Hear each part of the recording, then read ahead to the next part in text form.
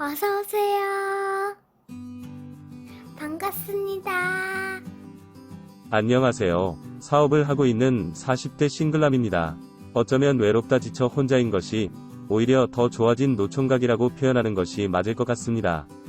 그런 저에게도 좋아했던 여자가 한 명 있었습니다. 여러 번 고백을 하였지만 제가 못나서 그런 건지 매번 거절을 당했고, 이외에는 다른 여자에게 고백도 몇 번 받아봤지만 마음에 드는 여자가 없었습니다. 그런데 이렇게 고백을 하는 것도 받는 것도 거의 10년도 넘은 옛날 이야기입니다. 여자를 잊고 일만 하면서 지냈습니다.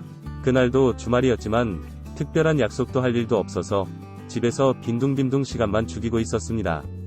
친구들이 펜션이나 가서 고기나 구워 먹고 놀고 오자고 연락이 왔고 바로 따라 나섰습니다. 고기와 술 등 먹을 것을 사서 펜션에 넣어놓고 일단 해변으로 나갔습니다. 40대가 되었지만 어릴 적 친구들과 함께라면 10대 부럽지 않게 장난치며 물놀이를 하였습니다. 그런데 한 20대 후반, 30대 초반쯤 되어 보이는 여자 무리들이 저희에게 다가오는 것이었습니다. 괜찮으면 같이 놀자는 것이었습니다. 숙소가 어디냐고 물었더니 방금 도착해서 아직 숙소는 정하지 않았다는 것이었습니다. 이 나이쯤 되면 대충 어떤 의도로 말을 걸었는지 느낌이 옵니다. 적당히 같이 놀면서 얻어먹고 잠 잘 곳도 제공받고 싶어 하는 것 같았습니다. 저희로서는 나쁠 것이 없기에 같이 저희 펜션으로 가게 되었습니다. 한창 술도 먹고 게임도 하고 놀았습니다. 몇 명은 잠을 잤고 몇 명은 짝을 지어서 바람을 쐰다며 나갔습니다. 저는 오래간만에 놀려와서 술이 좀 아쉬워서 조용히 숯불에 고기를 구우며 술을 혼자 마시기 시작했습니다. 밤바다를 안주 삼아 혼자 즐기며 한참 시간을 즐기고 있는데 방에서 놀던 한 여자분이 나왔습니다. 벌주를 많이 마신 건지 주량이 약한 건지는 모르겠으나 횡설수설하면서 옆에 앉길래 시원한 물을 주었습니다. 그랬더니 안 취했다며 자기도 고기랑 술을 달라고 때를 피우길 내주었습니다. 그렇게 같이 마시면서 시간을 보냈고 같이 나가자고 하길래 좀 걷다가 근처 모텔에 들어갔습니다. 오랜만에 즐거운 시간을 보냈습니다. 다음날도 그 여자 무리들과 같이 놀았습니다. 같이 간 친구들은 모두 유부남이고 저만 총각이다 보니 자연스럽게 관심이 쏠리기 시작했습니다. 그날 저녁도 회와 각종 안주로 술자리가 만들어졌습니다. 저에게 쏠렸던 관심은 술자리까지 이어졌고 개인적으로 어제보다 더 즐거운 시간이었습니다. 하지만 딱 거기까지였습니다. 그냥 어쩌다 만난 사이였고 그 이상 그 이하도 아니었습니다. 그 여행은 그렇게 끝이 나고 일상으로 돌아와서 평소처럼 지내고 있었습니다. 그런데 그날 만났던 여자에게서 연락이 오는 것이었습니다. 대화 내용으로 보나 분위기로 보나 상황으로 보나 그린라이트라고 생각하고 나름 진지하게 연락을 주고받았고 만나서 밥도 먹었습니다. 그리고 친구 녀석들에게 자랑도 하면서 그 여행 덕분에 연애를 하게 된다면 술을 사겠다며 약속을 하였습니다. 잘해보라고 말하는 녀석도 있었지만 걔네들 느낌이 쎄하다며 어느 정도는 경계를 하라고 말하는 녀석도 있었습니다. 하지만 저는 그 녀석이 잘 몰라서 저렇게 말하는 것이라고 생각했습니다. 그 녀석 말을 무시하는 것이 아니었는데 지금 생각해보니 후회가 되네요. 아무튼 저는 그 여자랑 자주 연락하면서 지내게 되었고 썸을 탄다고 생각을 했습니다.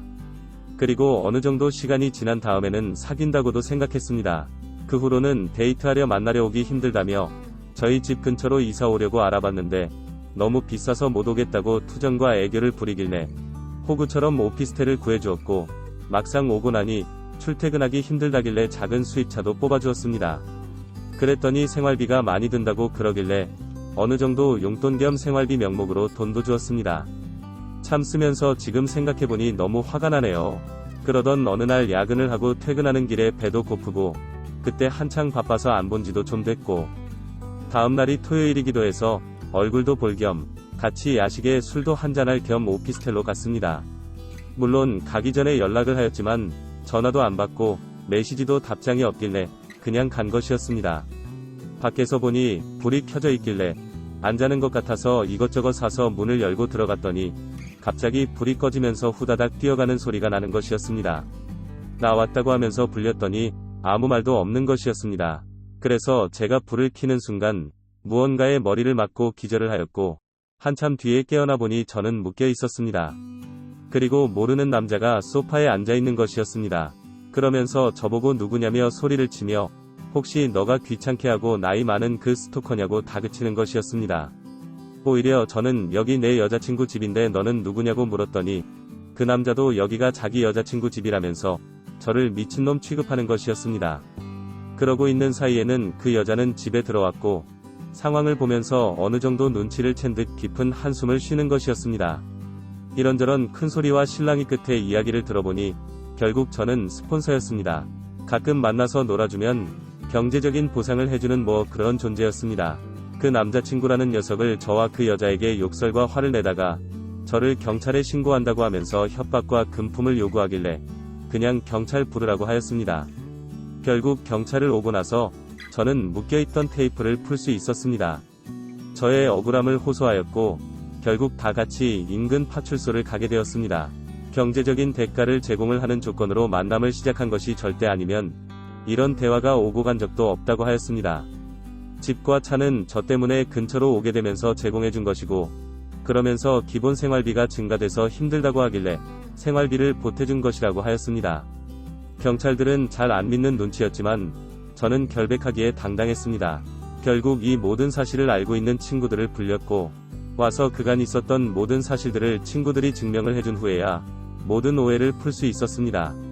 그렇게 진술서와 이야기를 한참을 한 후 새벽에 집으로 왔습니다. 친구들은 같이 와서는 괜찮냐며 묻는 것이 아니라 나이 처먹고 꽃뱀한테 물렸다면서 놀리는 것이었습니다. 오후에 부동산에 가서 집을 내놓았고 차는 바로 중고 처분하였습니다. 지금 와서 생각해보면 20대 후반 젊고 이쁜 여자가 슬슬 배가 나오기 시작하는 40대 아저씨를 좋아할 이유가 없는데 제가 미쳤었나 봅니다. 저 같은 피해자가 또 안 나오기를 바라는 마음에 사연을 보내봅니다. 오늘의 사연은 여기까지입니다. 구독과 좋아요, 알림 설정 부탁드립니다. 긴 글을 읽어주셔서 감사합니다. 구독과 좋아요 꾹꾹 눌러주세요. 꾹꾹. 알림 설정도 꾹꾹 눌러주세요.